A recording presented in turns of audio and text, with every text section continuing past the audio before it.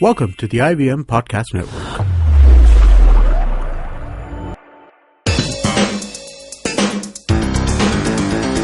You're listening to TFG Cricket.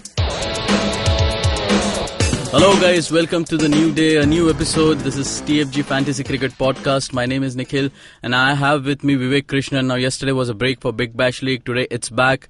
It's a do or die situation for both Adelaide Strikers versus Melbourne Renegades. They're playing at Adelaide Oval and almost an unchanged side for Adelaide, but Trimmon comes in for Renegades. It's a good move.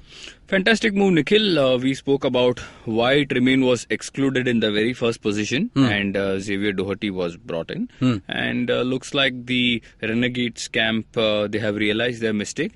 And totally. Somebody like Chris Trimmon, look, Nikhil, I think James Pattinson hasn't been in the best of form. And when he's leaking runs with the new ball, you need somebody to, to stem the flow of runs. And also, you can't totally depend on Brad Hogg and Sunil Narine. Not every time. And especially when Thisara Pereira is also going for runs and suddenly the wicket column dries up. That's where I feel they made a mistake of benching Chris Trimmon. Chris Trimmon has been the regular wicket taker for a long time now. So I see him playing in the starting 11 straight away. Yes. Yeah, they have to. It's a do or die match. They have to, produce the best of whatever they have. This inconsistent player, sometimes he flops, sometimes he just go for a lot of runs, also take wickets. Tom Cooper I'm talking about. Is he like a definite pick for this clash? I think so. We are forced to because at the start of the tournament, I would have said he's not someone whom you can, even think about picking in your team because someone who opens the bowling, bowls an over or two, someone who bats 6 or 7, and he's also not highly rated as a batsman. Yeah. But what we have seen in this year's edition has been a total surprise. He's been promoted up the order. He's playing some unorthodox shots and he's getting the runs. Some shots, if you just go to the highlights package, you will realize he has been very lucky on quite a few occasions. But that's how I think the nature of T20 is, Nikhil. With courage comes luck. And that's where I feel you should be picking him. And also because there are no other all-rounders in the Melbourne camp or for that matter Adelaide camp. Even in strikers, yes. So you're left with only 2 or 3, that is Pollard, that is Michael Nasser, and these two guys, Pereira and Cooper. And the way Pereira has been conceding runs, he has not been contributing with the bat either. There is a question mark. Kieron Pollard, again, sometimes we are just forced to pick Pollard because of the sheer reputation and not because of what he has done in this year's edition. Actually that was my next question because, initially we made this slider of players to watch out for, and in that we had Michael Nasser. And Kieron Pollard. They both are like costly. They both are slotted in almost all the fantasy portals in all-rounders.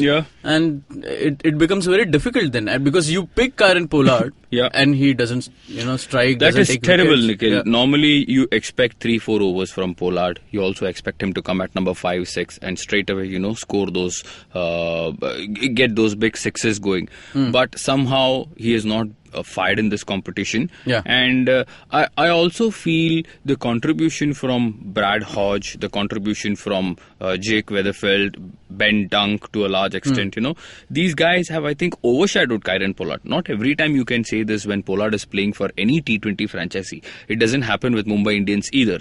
So it's been a very rough ride, but these guys are game changers, Nikhil. You just don't know. There will come a day when, suddenly he'll say, okay, 6 balls, 25 runs. I suddenly get you 2 wickets, 2 outstanding catches in the field. And there you will see, man, I don't have Kieron Pollard. What do I do? Sometimes I feel it is better to pick him and fail rather than not pick him and then see somebody else succeed. You don't want to do that. This line of pick him and fail, this 4 players, Ben Dunk, Aaron Finch, Sunil Narine, Brad Hogg, they are like common throughout. It just that they don't make any difference to any of the fantasy team until and unless you don't pick them. Yes, exactly. I mean, like you said again, Aaron Finch, Ben Dunk, these guys, you always pick them. There is no guarantee, obviously, whether they'll score 20, 30, 0, 100, whatever. I don't know, but like I said, I'm repeating, you have to pick these guys because the margin of error is so minimal here, and suddenly you will notice, okay, I don't pick Ben Dunk, he scores 25. That 25 will prove costly. at the end of the day. And that's where I feel, again, this match, Ben Dunk, Aaron Finch, Brad Hogg has been bowling wonderfully well. Yes. I keep telling people that he's someone who's a regular striker with the ball. He gets 2-3 in an over sometimes, because people are not able to read him. Yeah. And even better than Sunil Narine, there is a clear strategy. Sunil Narine is bowling in the power play. He's bowling at the death also. Where Brad Hogg comes into the equation is during those middle overs. When batsmen are trying to resurrect the innings. Yes. And that's where he's giving those crucial breakthroughs. So, if you have to pick two bowlers from the Melbourne Renegades camp, Narine and Hogg. Yeah, and hopefully Renegades have realized their mistake. Last time they didn't open with Sunil Narine. I know, I think they have found a better opener in Marcus Harris. Better opener than... I think so, because at least all other players are better than Sunil Narine. Of course. Yes. Thoda zyada respect de diya Narine ko. But yeah, I think that experiment didn't work really. And Marcus Harris, good came up with this point. He's another guy whom I don't want to miss, for this match. Like, we know it's a knockout, it's a do or die situation, and again 30, 35, even 15, 20 can hurt you, Nikhil. So you either go with the flow and then hope that a player or two ultimately makes the difference, or you just take an all-out risk, no Finch, no Hogg, and then boss, wait for your luck, and that luck will tell boss. We are at this stage of BBL where these are do or die matches, and everybody almost know which player is gonna play, who is gonna click. How difficult now it becomes to create. Is it? Should people? Fantasy players go for a big risk over here, or? Very, very good question. I've thought about it. Actually, Nikhil, there is no clear-cut answer for this. And I say this because you also carried the answer in your question. When you said, should I take a risk, leave out these players? No, Nikhil, you can't tell me, is it possible for anybody to win without a Ben Dunk, Aaron Finch or Brad Hogg? It's actually not possible. Unless there is an absolute lottery system available out there and you pick one card out of millions and you are the winner. It doesn't happen like that. So... although it is predictable, let's say you and I, we are playing in one league and I know what your team is going to be, you know what my team is going to be roughly, but we still stick to the basics. It is extremely important. Okay, there will be a few players whom you are aware of. For example, Nikhil, you might have done some research about Jake Weatherfeld or somebody like a Chris Tremaine. I don't know. And from the Adelaide, Ish Sodhi. I think Ish Sodhi worked in our favour. Yes, was the difference. So this is a proper example of how we picked Sodhi, how many ignored and they failed because of that. So there again I feel Ben Laughlin is another very, very useful candidate given the fact that Chris Jordan is not going to be playing this clash. So these are the things you need to watch out. But on a larger picture, I think don't try anything out of the ordinary. Don't try to, just because it is predictable, don't try foolish things, because more often than not, that will come to bite you in the back. And I'll tell you what, then the portals... And I did that, Nikhil, in the Melbourne Stars versus Sixers game. This was a few days back. I think this was on a Saturday, if I'm not wrong. Yeah, Saturday. And no, this was against Perth and Melbourne Stars. Okay. And I thought I shouldn't pick Kevin Peterson in one of the leagues that I was playing, because I just felt, okay, everybody's going to go with KP. Everybody is going to pick him. He's in the form of his life. And I said, let me leave him. Let me pick David Hussey. This was just a gamble. And what happened? Yeah. So you just don't try foolish things. That's all. Okay. And this is where the portals where captain and vice captains are allowed. They do really well, because that is the difference. Okay, that is the game changer over there.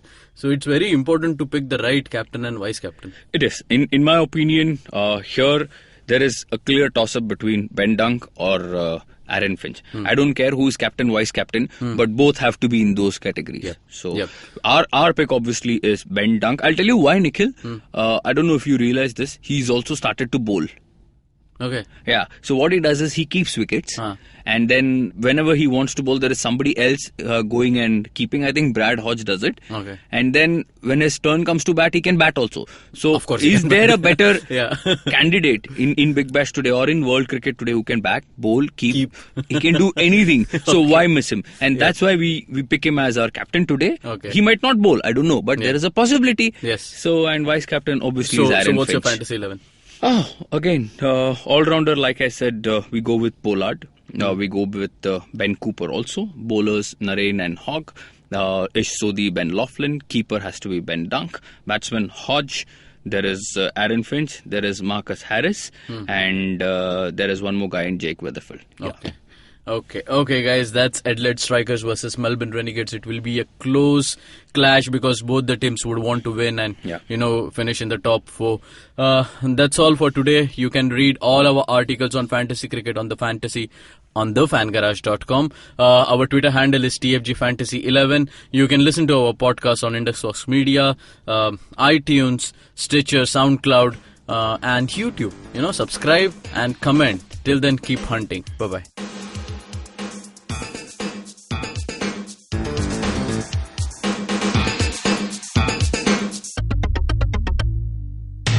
Our podcasts bring all the boys to the yard, and damn right, they're better than yours. But you don't need to stand outside in the yard. Just follow IVM Podcasts on Facebook, Twitter, and Instagram. We might be on Tinder too. Just go ahead and swipe right.